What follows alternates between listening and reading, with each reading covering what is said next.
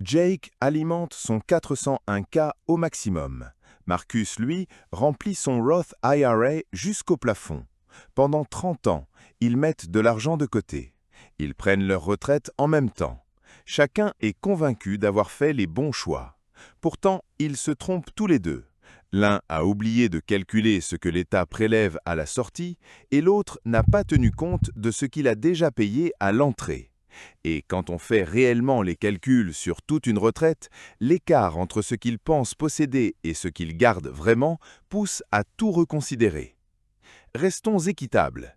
Jake et Marcus ont le même âge, 30 ans. Ils gagnent chacun 75 000 $ par an, même ville, même tranche d'imposition, même objectif, prendre une retraite confortable sans souci financier. La seule différence, c'est le type de compte choisi. Jake s'inscrit au 401K proposé par son entreprise. Son employeur offre un abondement de 4%, autrement dit, pour chaque dollar que Jake investit jusqu'à 4% de son salaire, l'entreprise ajoute $1. Cela représente 3 000 $ gratuits par an. Jake verse 10% de son salaire, soit 7 500 $ par an. Avec l'abondement, 10 500 $ sont déposés chaque année sur son compte avant impôt. Son salaire net ressent à peine l'impact, car cet argent n'a pas encore été touché par l'administration fiscale. Marcus, lui, ouvre un Roth IRA et verse le maximum autorisé, 7 500 $ par an. Aucun abondement, aucun avantage fiscal immédiat. Chaque dollar qu'il investit a déjà été imposé. Dès le départ, son revenu disponible semble plus faible que celui de Jake.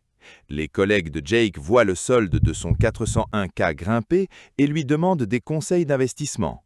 Marcus, quand il mentionne son Roth IRA, reçoit un sourire poli, suivi d'un silence. Personne lors d'un barbecue ne dit « Laisse-moi te parler de mon Roth IRA ». Cela ne paraît pas spectaculaire, cela ne donne pas l'impression d'un coup stratégique, mais les impressions et les chiffres sont deux choses bien distinctes. Pendant les premières années, Jake donne l'image d'un génie. Ses contributions au 401K réduisent son revenu imposable de 7 500 $ par an. Dans sa tranche fiscale, cela lui fait économiser environ 1 650 $ d'impôts fédéraux chaque année. C'est de l'argent réel, immédiatement disponible. Pas dans 30 ans, pas dans un futur hypothétique, maintenant. Et il y a aussi l'abondement. Jake verse 7 500 $, son employeur ajoute 3 000 $. À la fin de la première année, son compte affiche environ 11 200 $. Après 3 ans, il atteint près de 36 000 $. Au bout de 5 ans, il dépasse les 64 000 $. Plus de 12 000 $ proviennent uniquement de l'employeur, un argent que Jake n'a ni gagné, ni économisé, ni imposé. Marcus, de son côté, après 5 ans, possède environ 46 000 $ sur son Roth IRA. C'est solide, mais nettement inférieur à Jake, et chaque contribution de Marcus provient d'un revenu déjà taxé. Avec un taux marginal de 22%, il a dû gagner environ 9 600 $ bruts pour pouvoir investir 7 500 $ dans son Roth IRA. Jake, lui, n'a besoin de gagner que 7 500 $ pour investir la même somme dans son 401K puisque l'impôt n'est pas encore appliqué. Le compte de Jake est plus grand, son salaire net est plus élevé. Il a reçu de l'argent gratuit de son employeur. Sur tous les indicateurs visibles, Jake semble gagnant. Et il ne s'en cache pas. Mais ce que Jake ne voit pas, c'est que chaque dollar dans son 401K est assorti à une facture fiscale. Il ne l'a simplement pas encore ouverte. Le 401K est le compte retraite le plus répandu aux États-Unis, et ce n'est pas un hasard. L'avantage fiscal immédiat est très attractif. Mais il y a une différence entre réduire ses impôts et les supprimer. Le 401K offre le premier, jamais le second. Chaque dollar que Jake a investi avant impôt, ainsi que tous les gains générés, seront imposés comme un revenu classique au moment du retrait. Pas au taux de plus-value ni à un taux spécial retraite, mais comme un salaire ordinaire. Si Jake retire 60 000 $ par an à la retraite, l'administration fiscale considère cela comme s'il gagnait 60 000 $ en travaillant. Après la déduction standard, il devra payer environ 5 000 $ d'impôts fédéraux chaque année sur ses retraits. Et voici une règle qui surprend énormément de gens. À partir de 73 ans, Jake est obligé de retirer de l'argent, qu'il le veuille ou non. On appelle cela les distributions minimales obligatoires, ou RMD. L'administration fiscale ne laissera pas cet argent différé d'impôt rester indéfiniment sur le compte. Si le 401K de Jake atteint 2,6 millions de dollars à 73 ans, ce qui est plausible avec une croissance annuelle de 7%, son premier retrait obligatoire est d'environ 98 000 dollars. Ce n'est ni facultatif ni modulable, et chaque dollar est imposé comme un revenu, ce qui peut le faire basculer dans une tranche d'imposition plus élevée que durant sa vie active. Ensuite, il y a le piège de la sécurité sociale. Les retraits du 401K de Jake sont considérés comme un revenu lorsque l'administration fiscale détermine la part imposable de ses prestations. Si son revenu combiné dépasse certains seuils, jusqu'à 85% de ses prestations deviennent imposables. C'est de l'argent pour lequel il a cotisé toute sa carrière et qui se retrouve à nouveau taxé, en partie à cause de ses propres retraits. Et si Jake a besoin d'argent avant 59 ans et demi, il paie l'impôt sur le revenu plus une pénalité de 10% pour retrait anticipé. Un retrait d'urgence de 30 000 dollars à 50 ans lui coûte environ 9 600 dollars en impôts et pénalités. Il ne récupère qu'environ 20 400 dollars. Voilà le coût d'un accès prématuré à son propre capital. Rien de tout cela ne signifie que le 401K est un mauvais outil, mais cela montre que le montant affiché sur son relevé n'est pas entièrement le sien. Une partie appartient à l'administration fiscale. Il ne sait simplement pas combien, car cela dépend de taux futurs encore inconnus. Si je ne présentais que les inconvénients du 401K, je ferais comme beaucoup de défenseur du Roth IRA. Le Roth comporte aussi de vraies limites que beaucoup préfèrent ignorer. Le plafond de contribution est particulièrement bas. En 2026, Marcus peut verser 7 500 dollars par an.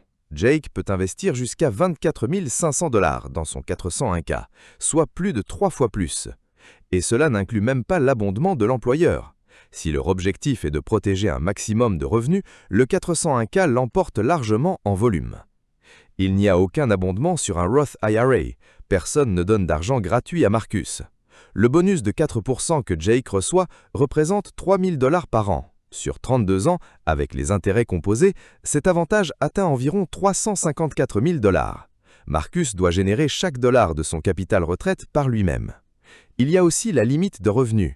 Si la carrière de Marcus décolle et qu'il dépasse 153 000 dollars de revenus annuels en tant que célibataire, sa capacité à contribuer au Roth commence à diminuer. Au-delà de 168 000 dollars de revenus annuels, il ne peut plus contribuer du tout, du moins directement. Il existe des stratégies alternatives, mais elles sont plus complexes et rarement utilisées. Il faut également considérer un coût souvent ignoré, le coût d'opportunité de payer ses impôts immédiatement. Chaque année, Marcus paie environ 1 650 dollars d'impôts de plus que Jake, car ses contributions ne sont pas déductibles. Sur 32 ans, cela représente environ 52 800 dollars d'impôts supplémentaires. Si Jake avait investi ses 1 650 dollars d'économie fiscale chaque année dans un compte classique avec un rendement de 7%, cela aurait généré près de 195 000 dollars.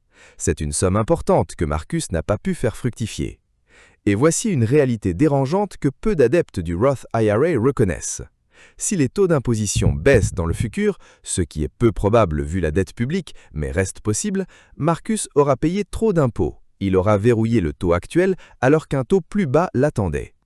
Durant les 5 premières années, l'écart entre Jake et Marcus est évident et il favorise Jake. Mais vers la 7e année, quelque chose de discret commence à se produire. L'écart ralentit sa progression. Et vers la 10e année, la dynamique commence à changer en profondeur. Après 10 ans, le 401K de Jake, avec 7 500 dollars de contributions annuelles plus 3 000 dollars d'abondement, atteint environ 155 000 dollars. Le Roth IRA de Marcus, avec 7 500 dollars par an sans abondement, est environ 111 000 dollars. Jake a environ 44 000 dollars d'avance sur le papier. Mais voici la question que personne ne pose. Quelle part des 155 000 dollars appartient réellement à Jake? Avec un taux d'imposition de 22% à la retraite, environ 34 000 dollars reviendront à l'administration fiscale. Sa royauté réelle après impôt est donc proche de 121 000 dollars. Les 111 000 dollars de Marcus, eux, lui appartiennent entièrement, sans condition, sans note en bas de page, sans impôt futur. L'écart s'est maintenant considérablement réduit. Après 32 ans, Jake et Marcus se mettent à la retraite à 62 ans. Observons leur situation. Le solde du 401K de Jake est d'environ 1 238 000 $. C'est un compte retraite à 7 chiffres, et la sensation est incroyable. Jake a travaillé pendant 3 décennies. Son employeur a apporté 96 000 $ en contributions complémentaires. Les marchés ont fait le reste. Sur le papier, Jake est millionnaire grâce à son 401K. Le solde du Roth IRA de Marcus est d'environ 885 000 $. Aucun cap symbolique à 7 chiffres. Aucun avantage pour se vanter lors de la fête de départ à la retraite. Juste 885 000 $ qui lui appartiennent entièrement, exonérés d'impôts pour toujours. Ils commencent tous les deux à retirer 60 000 $ par an. Jake prélève 60 000 $ de son 401K. L'administration fiscale considère cela comme un revenu ordinaire. Après la déduction standard, son revenu imposable est d'environ 44 300 $. Son impôt fédéral s'élève à environ 5 100 $. Après les impôts, Jake conserve environ 54 900 $. Et s'il vit dans un État avec impôt sur le revenu, il devra aussi le payer. Marcus retire 60 000 $ de son Roth IRA. Son impôt fédéral est nul. Il conserve l'intégralité des 60 000 $. Chaque dollar lui revient. Cela représente une différence d'environ 5 100 $ par an. Sur 25 ans de retraite, Jake paie environ 127 000 $ d'impôts fédéraux uniquement sur ses retraits. Marcus ne paie rien. Mais la situation de Jake peut encore se détériorer. Lorsqu'il commence à percevoir la sécurité sociale, supposons 24 000 $ par an, ses retraits du 401K augmentent suffisamment son revenu combiné pour que jusqu'à 85 % de ses prestations deviennent imposables. Cela ajoute environ 2 400 $ d'impôts par an, uniquement à cause de la structure de ses retraits. Sur 25 ans, cela représente environ 61 000 $ supplémentaires. Les retraits du Roth IRA de Marcus ne sont pas pris en compte dans ce calcul.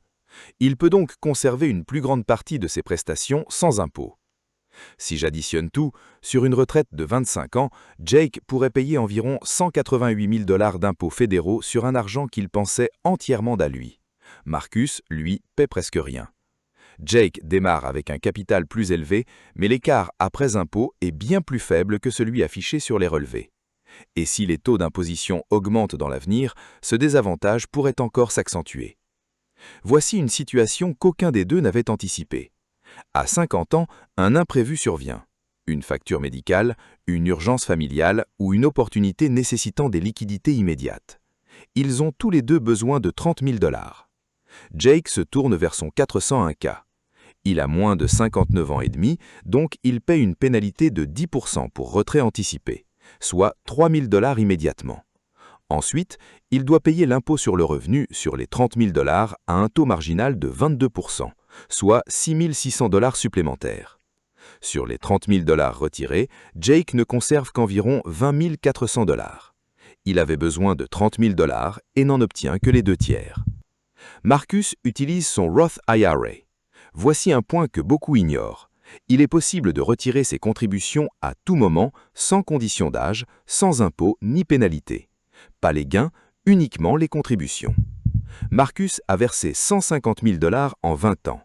Il retire 30 000 $ de cette somme. Aucune pénalité, aucun impôt. Il conserve l'intégralité des 30 000 $. Même situation, même montant. Jake perd 9 600 $ en impôts et pénalités, Marcus ne paie rien. Le Roth IRA n'est pas seulement un compte retraite. C'est aussi un outil d'urgence extrêmement flexible que beaucoup de gens sous-estiment. Si je m'arrêtais ici, je ferais exactement ce que je reproche à certains défenseurs du Roth IRA. Ne raconter qu'une partie de la réalité. Le 401K possède des structures avantageuses que le Roth ne peut pas égaler. L'abondement de l'employeur est probablement le meilleur rendement en finances personnelles. Si votre employeur offre 4 % et que vous ne cotisez pas au moins 4 %, vous laissez de l'argent gratuit sur la table. Cet abondement, avec les intérêts composés sur plusieurs décennies, représente des centaines de milliers de dollars. Dans le cas de Jake, les 96 000 $ versés par son employeur ont atteint environ 354 000 $. Marcus ne bénéficie d'aucun mécanisme équivalent. Aucun.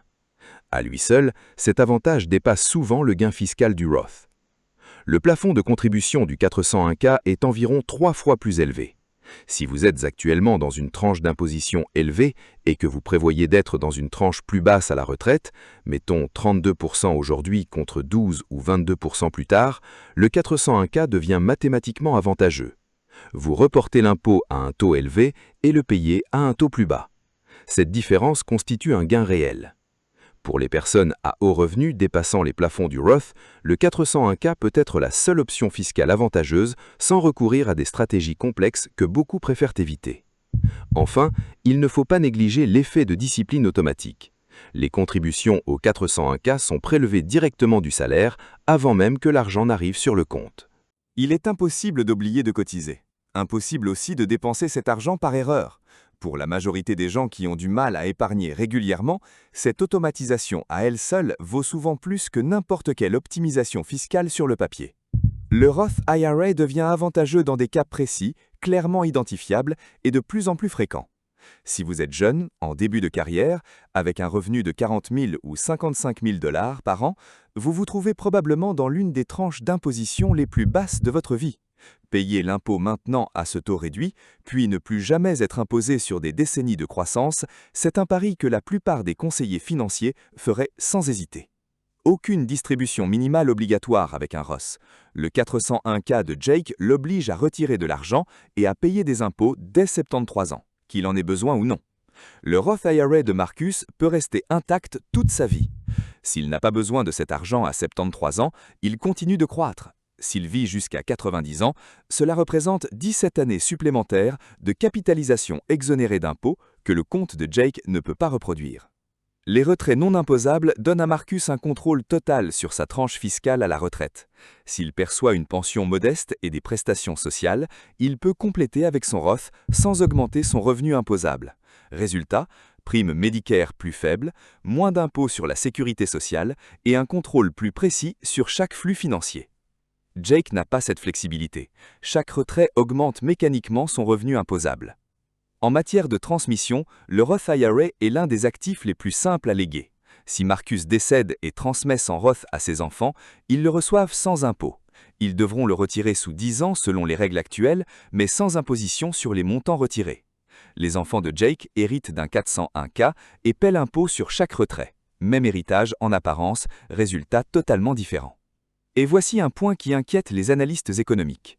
La dette nationale des États-Unis dépasse 36 000 milliards de dollars. Les dépenses publiques ne diminuent pas.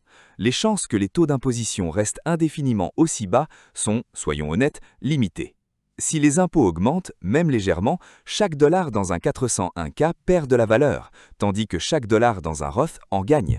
Le Roth agit comme une protection contre un futur que beaucoup n'anticipent pas. Jake et Marcus sont repartis de leur décision convaincus d'avoir fait le bon choix.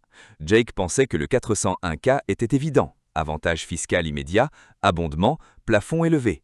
Marcus voyait le Roth comme une stratégie à long terme plus intelligente, croissance non imposable, absence de RMD, flexibilité totale. Aucun des deux n'avait tort, mais aucun ne disposait de l'ensemble des éléments. Voici ce qui fonctionne réellement pour la majorité des gens, et ce n'est pas un choix exclusif. Première étape, cotiser au 401K jusqu'à obtenir l'abondement maximal de l'employeur. Si votre entreprise propose 4%, vous investissez 4%. C'est de l'argent gratuit avec un rendement immédiat de 100%. Ne pas en profiter revient à refuser la meilleure opportunité en finances personnelles. Deuxième étape, maximiser un Roth IRA. Investissez vos 7 500 $ dans un véhicule qui ne sera plus jamais imposé. Vous avez déjà capté l'argent gratuit, il est temps de sécuriser la croissance exonérée. Troisième étape, s'il vous reste de la capacité d'épargne, revenez au 401K et augmentez vos contributions vers la limite de 24 500 $. L'avantage fiscal reste pertinent et le plafond plus élevé permet de protéger davantage de revenus. Ce n'est pas une théorie abstraite, c'est l'ordre recommandé par la plupart des conseillers financiers certifiés lorsqu'on leur demande où investir. D'abord l'abondement, ensuite le Roth, puis le 401K. Cette approche combine les meilleurs atouts de chaque solution. Argent gratuit, croissance non imposable et capacité d'investissement élevée, tout en évitant les pièges d'un choix exclusif. Le véritable piège n'est ni le 401K ni le Roth IRA. Le vrai danger, c'est de choisir sur la base d'une vidéo TikTok, de l'avis d'un collègue ou d'un titre affirmant qu'un compte est toujours supérieur, sans jamais analyser les chiffres selon votre propre situation, votre salaire, votre fiscalité et votre horizon de retraite. Et si vous vous demandez comment ces comptes se comparent à un simple compte de courtage classique, sans avantage fiscal, sans limite de contribution, sans contrainte de retrait, c'est un sujet à part entière, et les résultats peuvent surprendre.